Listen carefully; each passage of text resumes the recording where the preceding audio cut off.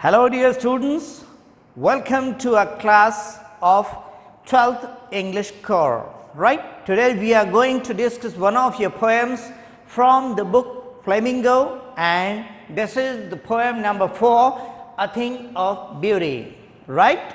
So, let us discuss about the poet first. You know, as we can see, this poem A Thing of Beauty was composed by a great poet of the time, and he was none other than John Keats, one of the British poets, or we can say he was a British romantic poet. Actually, John Keats was just a surgeon. He was from medical sciences, but he didn't like that profession, or he didn't derive any interest in that. So, naturally he turned to writing poetry. So, this is one of his best poems so far, right. So, A Thing of Beauty. We have different opinion about beauty. Everybody has different opinion about beauty, but here we don't have to think of what we are opining about beauty, what we mean by the term beauty, but instead we have to look at the way, look at the purpose of John Keats, means what he meant by the term a thing of beauty. So, this we are going to learn one by one, line by line we are going to learn it, right. So, have a look. Before that, let me tell you, this poem has been taken from, as an excerpt, it has been taken from Endymion, a poetic romance, right. It has been taken from this book. So, have a look at. Before we read, let us discuss about a question. What pleasure does a beautiful thing give us? Yes. Suppose I ask you, tell me, what pleasure do you get? What pleasure do you derive from having a look at beautiful objects, be it objects of this materialistic world or object of natural beauty. So, here we have to discuss about the nature's beauty or the objects of nature's beauty we are going to discuss. So, what pleasure does a beautiful thing give us, means does a beautiful object of this beautiful nature give us? Are beautiful things worth treasuring? Is it really true that we all ought to preserve these objects of natural beauty? We should, of course we should, but we will get the answer to these questions when we have gone through this poem, right. So, have a look. A thing of beauty is a joy forever. This is the complete title, right. A thing of beauty is a joy forever, means we are talking about the objects of the source of beauty, and here we mean to say beautiful nature, our mother nature. The poet is also composing these lines on the basis of this motive that he wants to explain the beauty of the mother nature, our mother nature. Actually, long back this poem was composed. So, we are thinking about the time period 1795 to 1821. This was the lifetime period of John Keats. So, at that time, what people meant by the term beauty, and that was mother nature, means beauty of mother nature. Okay. So, a thing of beauty is a joy forever, means all beautiful objects of our mother nature give us, impart us incessant source of joy. We really derive eternal joy from this mother nature or this nature, right. This nature is very beautiful. Provided you go in the lap of nature, then only you will come to know how beautiful this nature is, right. So, its loveliness increases. Yes, the beauty of these natural objects keep on increasing. Yes, When we are in the company, in the communion of nature, then only we will find that the beauty, the loveliness of nature never comes to an end, but instead it keeps on increasing. It will never pass into nothingness. Means the beauty of this nature, the beauty of the objects of this nature never comes to an end.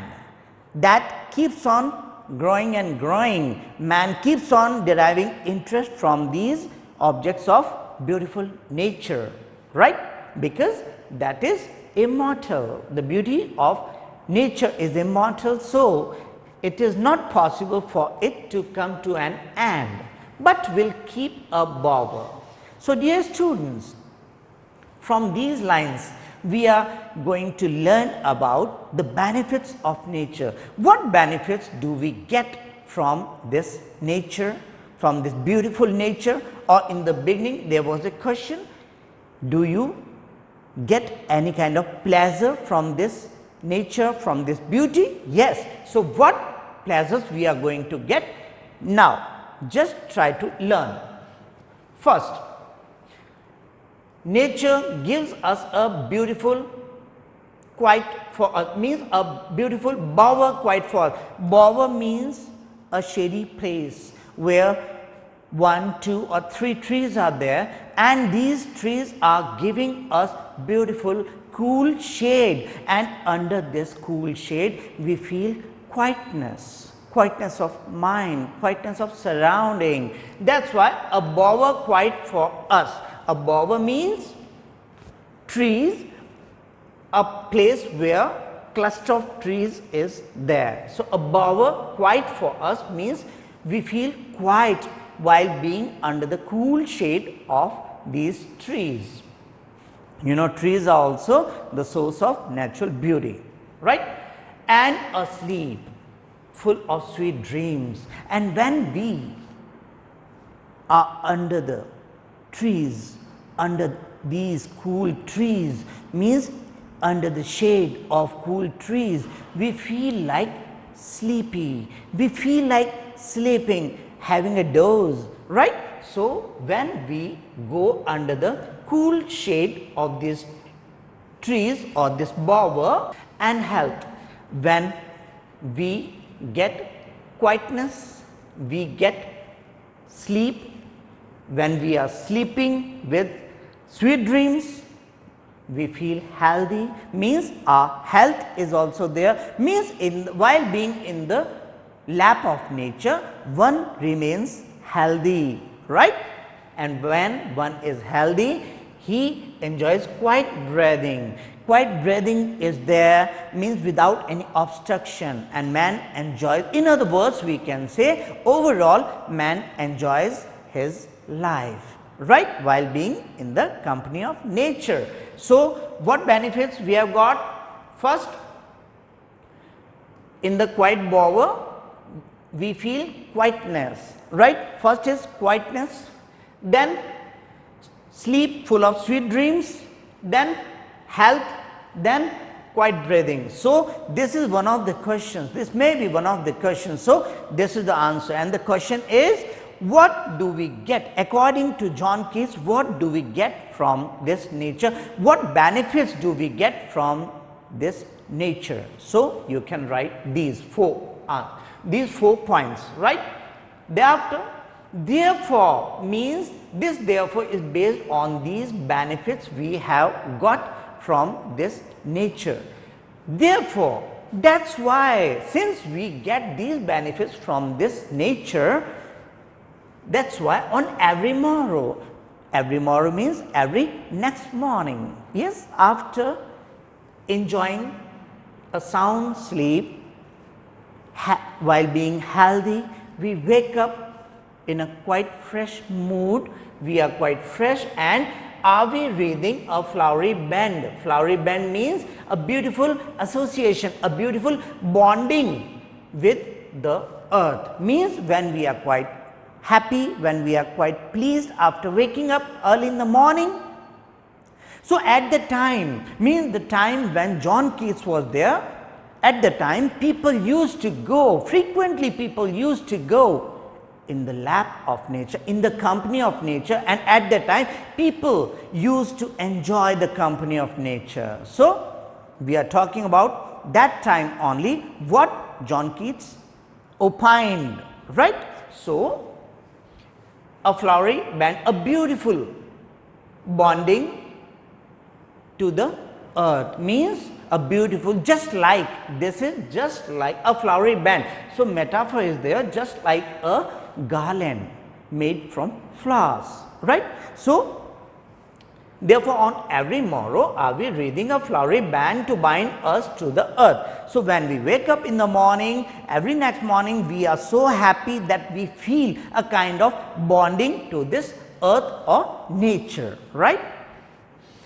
Spite of despondence. So, this is actually not spite, this is in spite, okay. This is the short form. So, this is in spite actually, in spite of, that means despite, okay. So, in spite of despondence, despondence is the state of hopelessness. Yes, in the modern world people are too much full of hopelessness.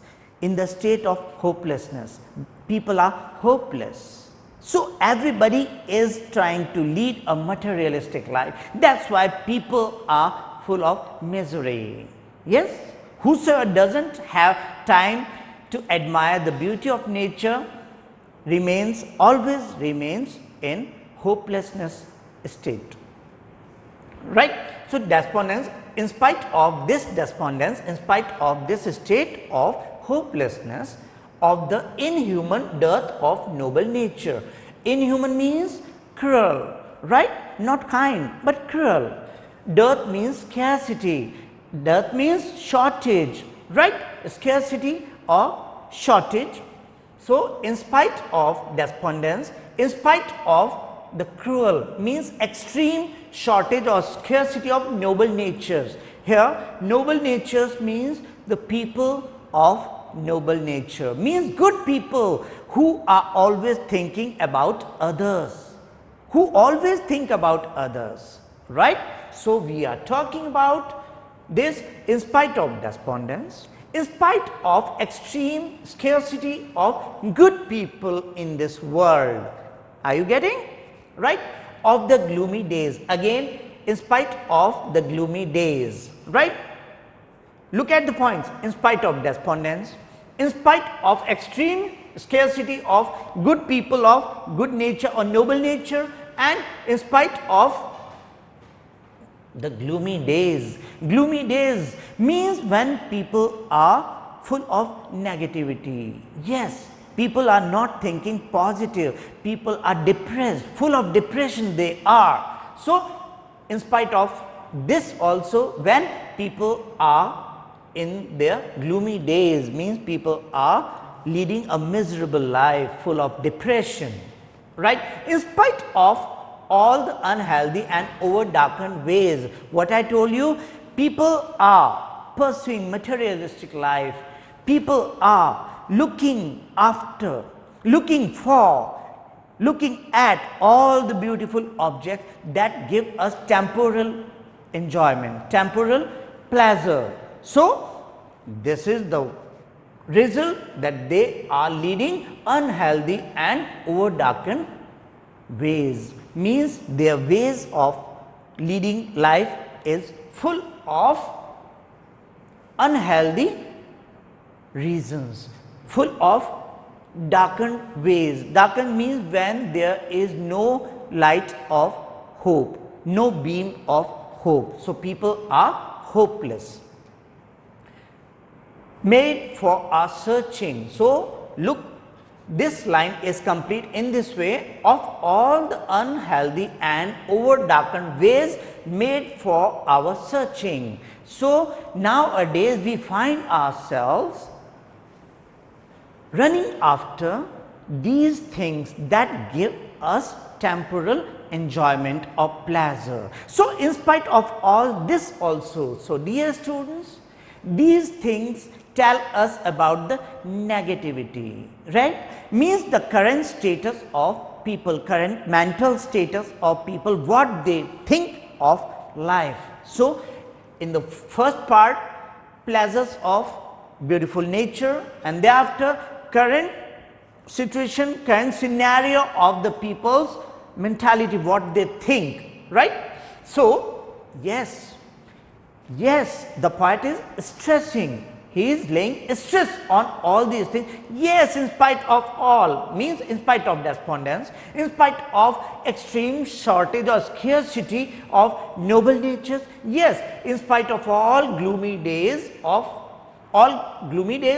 in spite of all the unhealthy and over darkened ways made for our searching. Yes, I am talking about all these. In spite of all these things, despite all these things, some shape of beauty moves away the pall from our dark spirits. Means, despite all these negativities, some beautiful objects do exist in this world.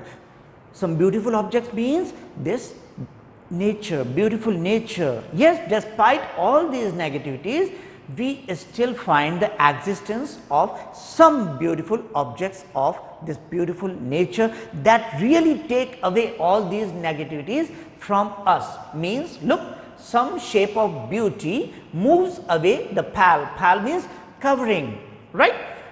Covering from our dark spirits.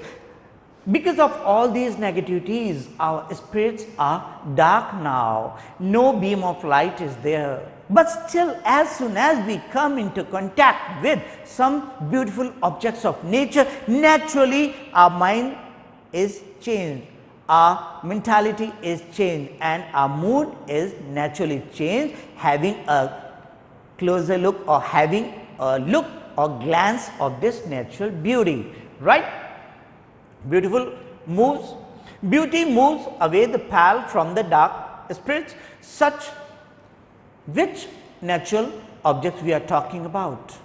Which objects we are talking about that give us this kind of joy? Natural objects, yes, some heavenly bodies like the sun, such the sun, the moon, trees old and young sprouting a shady boon. So, dear students, have a look.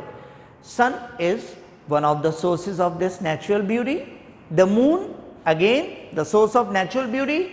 Trees, no matter they are young or old, but they are at least source of natural beauty, right? So, we are counting on the sun, the moon, the trees, no matter young or old, as the source of natural beauty, and they are spreading a shady boon. Sprouting means spreading a shady boon. They are giving us shady boon, means when we are in the lap of nature, they give us a kind of boon that gives us a soothing effect to our mind, and we feel quite pleased while being in the company of nature.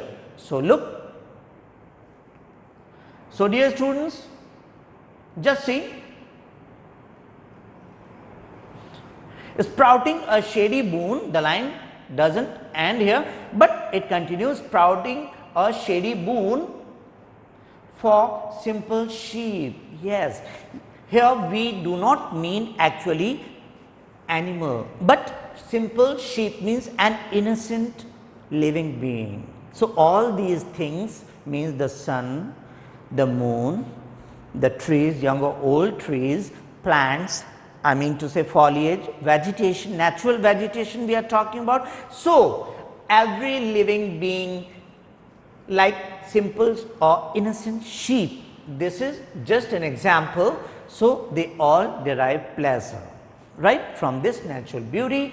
Some more examples are there as the source of natural beauty. Let me repeat: the sun, the moon, the trees, innocent living beings, animals, maybe any animal, innocent animal. Then the poet is talking about a flower, and what kind of flower the poet is talking about? And that is daffodil, one of the beautiful flowers in the world, right? So, such are daffodils.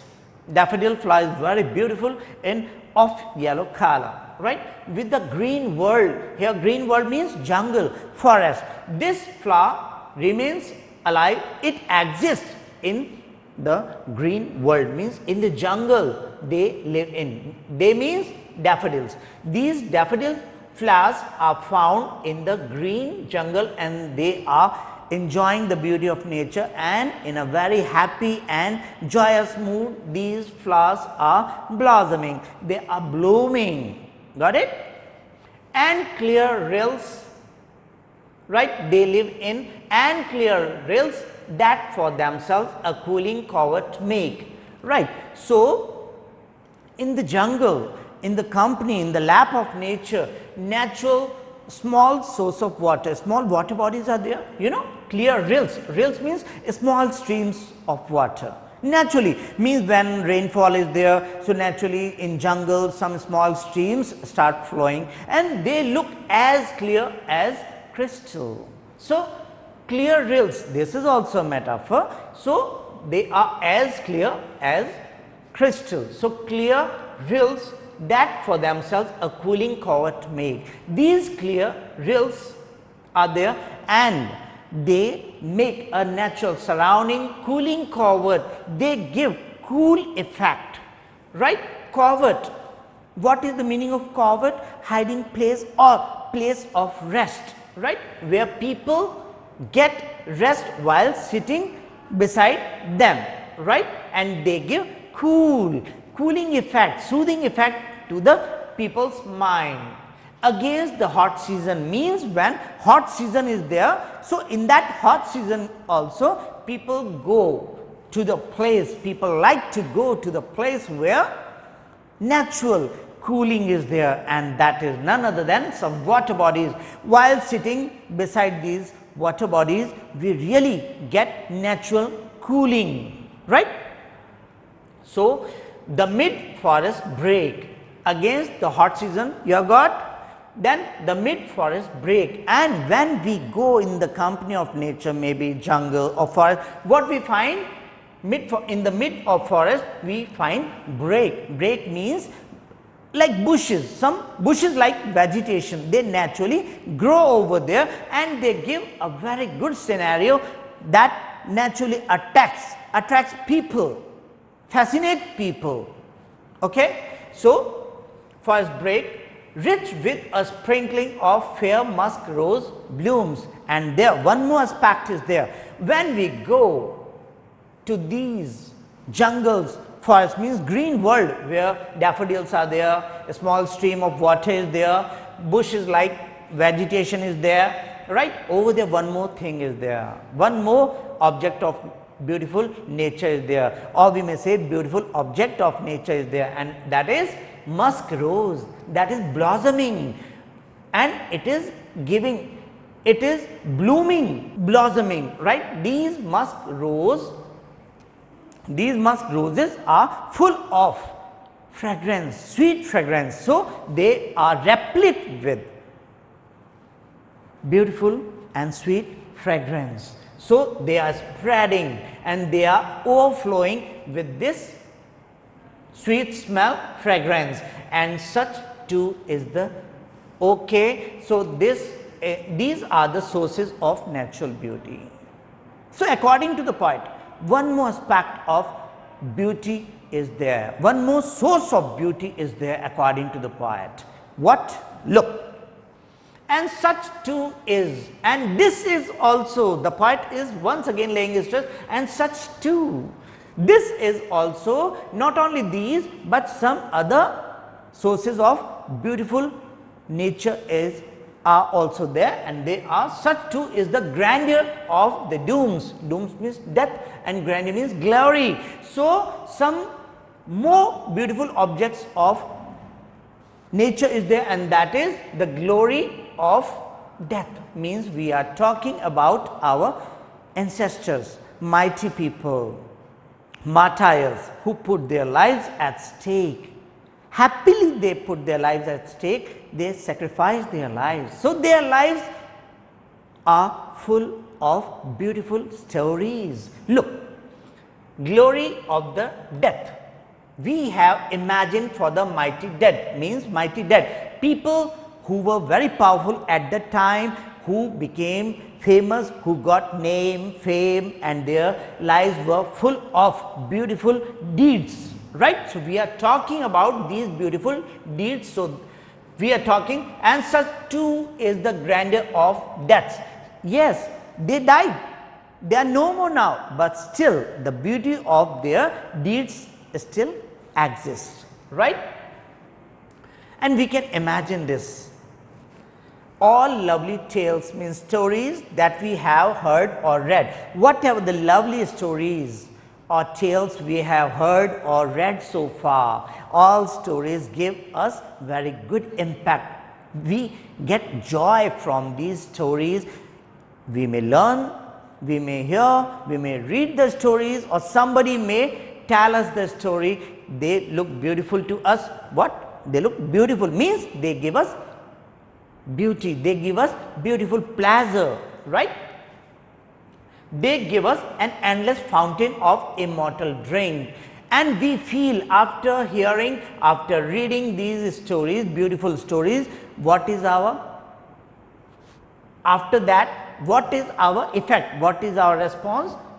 We feel like enjoying, we feel like tasting the immortal drink like ambrosia, and this drink is divine drink directly given to us from God. So, have a look at these concluding two lines. An endless fountain of immortal drink. Immortal means that never decays, that never comes to an end, means whatever the joy or pleasure we get from listening, hearing, or reading these stories, that joy is just like the joy of immortal drink, consuming this immortal drink which never ends, pouring unto us, and this is the source of this drink, pouring unto us this joy, this feeling, endless feeling we get from the heavens brink. So, line is pouring unto us from the heavens brink, means we get this enjoyment, we get this divine feeling of hearing or reading these glorious stories of our mighty dead, these stories describing their beautiful deeds. So, this kind of feeling we get from God like figure, right. So, heaven's drink means God, God is the immortal drink, God only provides this kind of immortal drink like ambrosia or nectar, and this is all pouring unto us from the heavens brink, and this pleasure we get from God himself, and which has been mentioned as heavens brink. Brink means border, and means this joy is overflowing like immortal drink that we get from the heaven. And that's all with this, dear students. I hope you might have got this poem. Thank you.